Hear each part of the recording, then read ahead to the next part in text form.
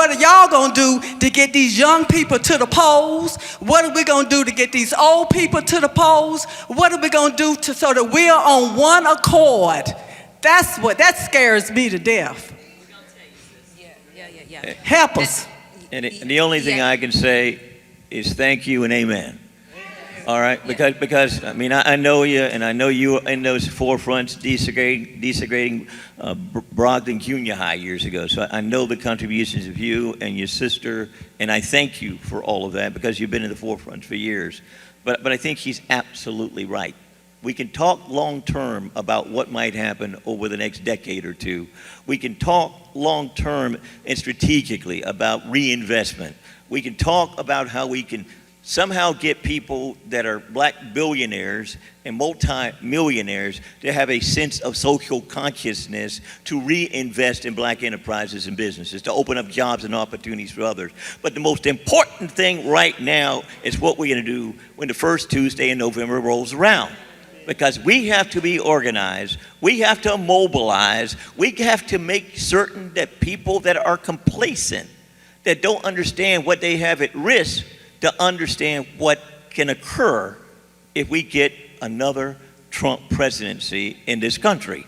All right, we saw what happened when he got elected the first time, and he got 3 appointments to the Supreme Court. All right, affirmative action education, it's gone. We know what happened with Roe v. Wade, it's gone. We know before then what happened with the Voting Rights Act. Its teeth are gone. We can't afford to have a Trump presidency. And likewise in the North Carolina General Assembly to allow them to maintain a Republican supermajority. It was one thing when Governor Cooper came in and he broke the majority and he could veto bills and his vetoes could be sustained. But if we don't have ever present in our mind the need to mobilize people this election cycle, then the consequences can be potentially grave. And don't be surprised if he thinks of lawful ways he become a dictator.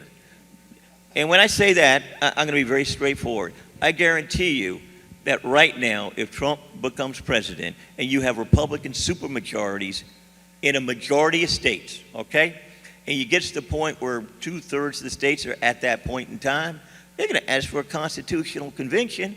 And when they hold a convention, they're going to rewrite the Constitution of the United States, and it won't look anything like what it does today.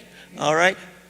They've already passed resolutions in the North Carolina Senate supporting a constitutional convention.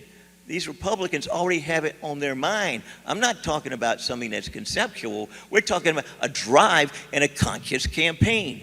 Don't be surprised at what rights you have today that can be forever lost, and if you, including the limitation on how long a president can serve. All right? Well, so I simply say to you, what was spoken is true. We can think long term, and we should think long term about what can happen. And yes, we're going to need to establish some coalitions with people that may not look like us, that are committed to the same principles that we're committed to. Because right now we don't have the power to do it alone.